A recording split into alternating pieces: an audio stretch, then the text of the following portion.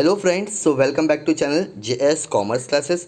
तो इस वीडियो में हम देखेंगे complete information how to fill 17 number form that is a private form for SSC and HSC Maharashtra board. फिर से सुनो, महाराष्ट्र बोर्ड में जो 17 नंबर के फॉर्म निकलते हैं उसको फॉर्म को भरने के लिए कौन सी वेबसाइट पे जाना है, प्लस ये फॉर्म के लिए आपके पास में क्या क्या डॉक्यूमेंट होना ज़रूरी है। ठीक है, तो हम सारी जानकारी देखेंगे इस वीडियो में। तो प्लीज़ इस वीडियो को टिल एंड तक देखना, तभी आपको सारा डाउट्स क्लियर होगा। ठीक है, तो साइट आपको सामने दिख रहेगी form17.mh/HSC। अगर आप एसएससी का फॉर्म भरना चाहते हो तो वहाँ एसएससी लिखोगे। ठीक है, .ac.in ये आपकी वेबसाइट है।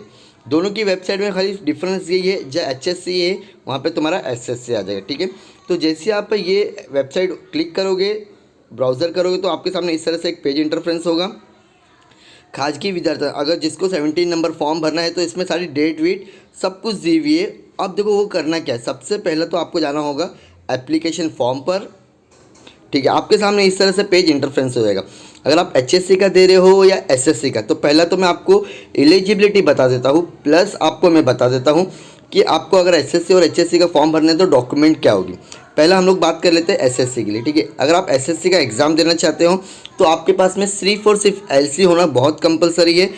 अब वो कोई भी स्टैंडर्ड की हो, 9th 8th 7th 5th तक चलेगी। उसके बाद में आपकी एज एटलीस्ट 14 कंप्लीट होना चाहिए। ठीक है, ये होगी 10th के लिए। अब अगर आप 12th का फॉर्म भरना चाहते हो तो आपकी 16 एज होना चाहिए, प्लस 10th कंप्लीट होना चाहिए। कोई भी बोर्ड होगा चलेगा। अगर अदर बोर्ड होता है तो आपको एलिजिबिलिटी सर्टिफिकेट भी रिक्वायरमेंट होती है। ओके, और नेक्स्ट अगर आपने 11th किए हो और 11th से आपको 12 देना है तो आपको एक कॉलेज से एनओसी मिलती है, उसकी भी रिक्वायरमेंट होती है।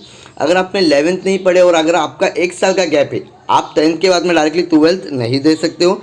10th के बाद में अगर 1 साल का गैप है, 2 साल का गैप है, 3 साल का, कितने भी साल का अगर आपका ईयर का गैप है तो आपको लगता है गैप सर्टिफिकेट। ओके, ये सारे के सारे डॉक्यूमेंट आपको लेके बैठना है जब आप कोई भी अगर 10th का फॉर्म भरते हो या 12th का फॉर्म भरते हो। सबसे पहले आपको स्कैन कर लेना है, आपको 4 फोटो लगेंगे, प्लस आधार कार्ड एकदम एसेंशियल है। अब वो 10th के लिए भरो या 12th के लिए भरो। ठीक है, 12th का डॉक्यूमेंट फिर से सुन लीजिए। 10th का बोर्ड का रिजल्ट लगेगा, बोर्ड सर्टिफिकेट आपको रिक्वायरमेंट रहेगी, एलसी रिक्वायरमेंट होगी आपको। अगर आप 11th के तो 11th का भी लगेगा। ओके, ये सारी चीज़, आधार कार्ड इज़ एसेंशियल, उसके बिना फॉर्म नहीं भरा जाएगा। अब आपके सामने ये सब चीज़ ओपन हो जाएगी। तो देखो, सबसे पहली बात तो आपको डॉक्यूमेंट होना चाहिए प्रॉपरली, प्लस आपकी एलिजिबिलिटी जो मैंने बताया 10th और 12th के लिए दो जो अलग अलग कंडीशन बताया वो होना चाहिए। अब वो कोई भी ईयर के लिए अगर आप फॉर्म भरोगे तो ये रिक्वायरमेंट आपको कंपलसरी है। तो जैसे आपने इस वेबसाइट पे क्लिक किया तो आपको देखो पर्सनल डिटेल पूछी जा रही है, मदर नेम, जेंडर, रेसिडेंशियल, एकदम प्रॉपरली आपको भरना है, स्लोली, कोई घाई नहीं है। Contact, Aadhaar number, mobile number, email ID, birth details, आपको प्रॉपरली एकदम आराम से आपके एलसी के अकॉर्डिंग ही जाना होगा। ईयर ऑफ द मंथ, अभी देखो आप 12th का फॉर्म भर रहे हो तो 10th की पूरी इन्फॉर्मेशन भरना है। Name of the examination of the board, आपने कौन से यूनिवर्सिटी से दिए, अदर बोर्ड है तो अदर बोर्ड लिखिए। आपकी secondary school, date of secondary मतलब 10th आपने कहाँ से कंप्लीट किए, डेट ऑफ लिविंग, आपने जूनियर कॉलेज अगर ज्वाइन किए हो तो कभी का है, ये सारी इन्फॉर्मेशन एकदम प्रॉपर लिखना है। Name of the last school, देखो स्कूल का इंडेक्स नंबर आपको गूगल पे भी मिल जाएगा।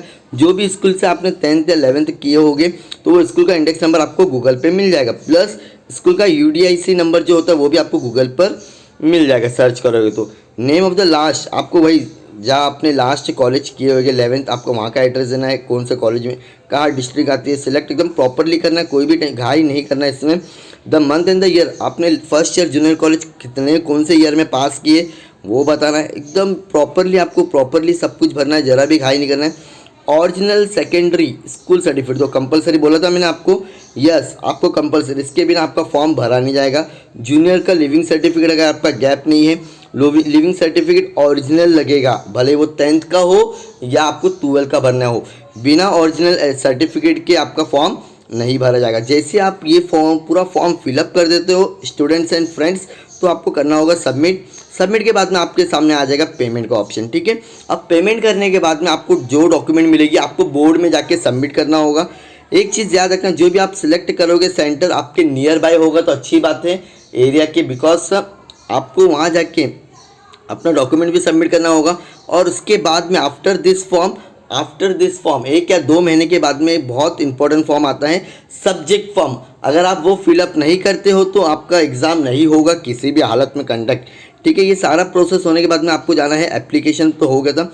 अब रीप्रिंट में आप जैसे एप्लीकेशन में जाओगे, आप अपना ईमेल नंबर पुटअप करो, मोबाइल नंबर पुटअप करो, तो सारी जानकारी आपके सामने आ जाएगी। तो इस तरह से आपको अपना पूरा की पूरा फॉर्म आराम से भरना है। प्लस आपको सेंटर में जाके अपना फॉर्म सबमिट करना होगा, बिकॉज आपके ओरल और जो भी आपके वाइवा, जो भी आपके ओरल्स होते हैं, प्लस आपको जो बुक कंप्लीट करना होता है 20 मार्क्स के लिए, वो सारी की सारी जानकारी आपको आपके सेंटर से मिलेगी। ओके फ्रेंड्स, सो इसमें भी अगर आपको कुछ डाउट होता है, एक बात और, अगर आप हो सके तो ये फॉर्म आपके सेंटर से ही भरवाओगे तो बहुत अच्छा रहेगा। अगर आप खुद भरते हो थोड़ा सा पैसा ज़रूर बचेगा, लेकिन इसमें कुछ प्रॉब्लम आने का चांसेस है और आपको बोर्ड ऑफिस में भी जाना पड़ता है। जैसे कि अगर मुंबई में है तो वाशी बोर्ड जाना पड़ेगा, जहाँ भी आपका एरिया होगा, पुणे होगा तो पुणे में आपको सर्च करना होगा कि आपके नियर बाई बोर्ड कहाँ लगता है पुणे का, तो वहाँ पे आपको जाके सारे ओरिजिनल डॉक्यूमेंट सबमिट करना पड़ता है, वो वेरीफाई होगा। जब आपका जाके सेकेंड फॉर्म आ गया, that is called as the subject form. अगर आपने वो सब्जेक्ट फॉर्म नहीं भरा, उसके भी अलग से फीस होती है, तो समझो आपको हॉल टिकट डिक्लेयर नहीं होगा फ्रेंड्स। ओके फ्रेंड्स, तो इस तरह से आप अपना 17 number form, private form, HSC and SSC का फॉर्म आराम से फिलअप कर सकते हो। उसके बाद में भी अगर आपको कुछ डाउट आता है तो प्लीज़ कमेंट सेक्शन में हमको बोल सकते हो, या तो फिर आप कॉल भी कर सकते हो। ओके फ्रेंड्स, तो मिलते हैं नेक्स्ट वीडियो में। Thank you so much for watching my video. Bye bye, जय हिंद।